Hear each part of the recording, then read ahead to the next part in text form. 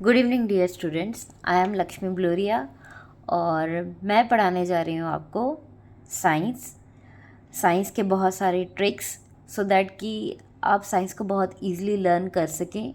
जो भी कॉन्सेप्ट आपके माइंड में है वो जस्ट जल्दी से मुझे कमेंट्स में बताएं कि आप क्या समझना चाहते हैं, सो दैट कि एनसीईआरटी बेस्ड जितने भी आपके डाउट हैं, जितने भी शॉर्ट टॉपिक्स हैं जो आप समझना चाहते हैं बहुत आसान तरीके से, वो मैं आपको समझा सकूं। This is all depends upon your comments and likes, जो मुझे मोटिवेशन देंगे न्यू वीडियोस बनाने के लिए। सो एज़ पर योर मेरे लास्ट वीडियो के हिसाब से जो कमेंट्स मुझे आए हैं उसमें फ्लो चार्ट था सर्कुलेशन का, ये हमने लास्ट वीडियो में पढ़ा था, स्ट्रक्चर ऑफ हार्ट। तो उसी को फॉलो करते हुए आज हम पढ़ेंगे flow diagram of flow chart of circulation in human beings, और you can say that pulmonary circulation और सिस्टमेटिक सर्कुलेशन, और we can also say that double circulation. ठीक है, तो सबसे पहले हम जानेंगे कि फ्लो चार्ट होता क्या। फ्लो चार्ट में क्या होता है, हमें डायग्रामेटिकली कुछ नहीं बनाना होता है, बस हमें पार्ट्स के नाम लिखने होते हैं और एरोज़ या फिर लाइन से हमें शो करना होता है अपनी पूरी डायग्राम को। ठीक है, तो इसको बनाने के लिए सबसे पहले हम क्या करेंगे, एक रेक्टेंगुलर बॉक्स पेंसिल से क्रिएट कर लेंगे।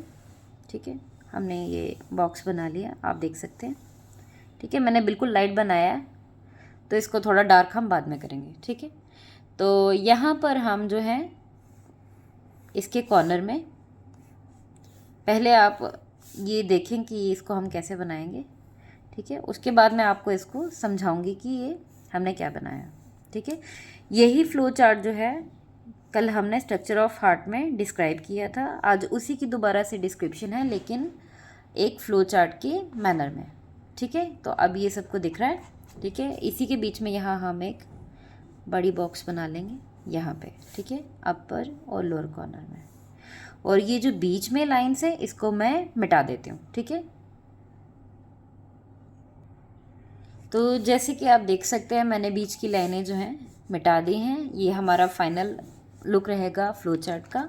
अब हम इसको स्टार्ट करेंगे। जैसे कि मैंने बोला था आपको कि सर्कुलेशन हम स्टार्ट कहाँ से करते हैं, हम अज्यूम करते हैं हमेशा उसको राइट एट्रियम से। तो हम यहाँ नीचे से लेफ्ट हैंड साइड जो लोअर कॉर्नर है हम यहाँ से इसको स्टार्ट करेंगे, राइट एट्रियम। ठीक है, बस एट्रियम यहाँ लिखेंगे। ठीक है, और इसके बाद इसके क्रॉस में यहाँ चलेंगे तो दोबारा एट्रियम यहाँ लिखेंगे।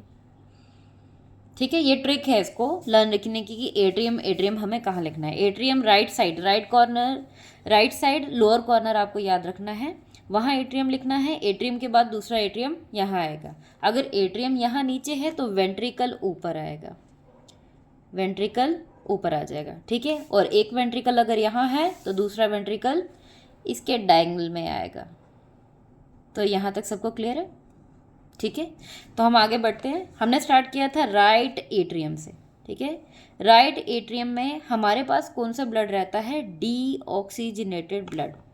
ठीक है, डीऑक्सीजनेटेड को इसमें CO2 ज़्यादा होता है इसलिए मैंने खाली CO2 लिखा है। आप इसको डीऑक्सीजनेटेड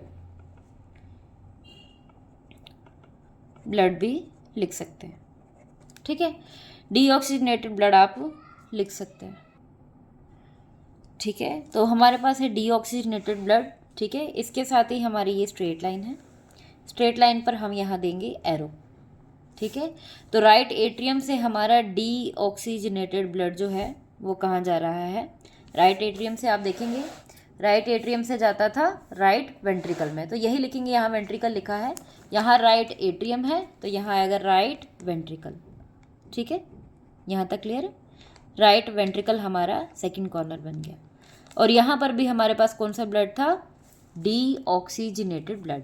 ठीक है, डीऑक्सीजनेटेड ब्लड। अब यहाँ से राइट एट्रियम से हमारा ब्लड कहाँ गया था, हमारा ब्लड गया था, कहाँ गया था। ठीक है, अच्छा मैं बता देती हूँ, हमारा ब्लड गया था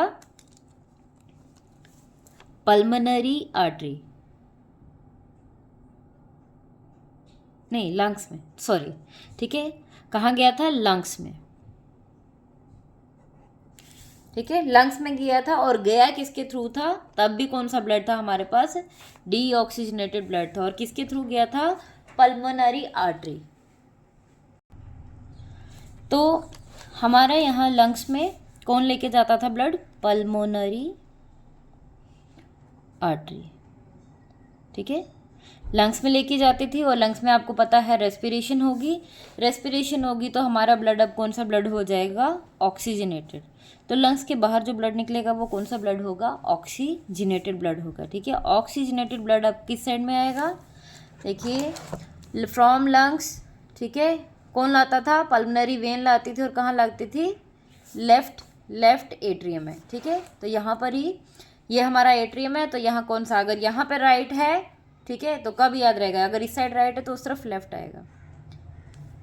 यह है लेफ्ट एट्रियम। और यहाँ पे कौन सा ब्लड आया है, ऑक्सीजनेटेड ब्लड आया और लाया कौन है, पल्मोनरी,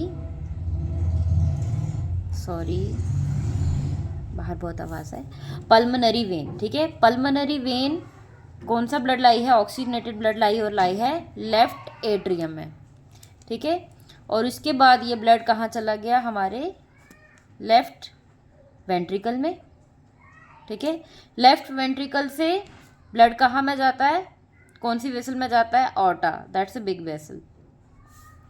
ठीक है, और ऑर्टा से कहाँ चला जाता है, फिर से हमारे बॉडी पार्ट में, बॉडी पार्ट्स।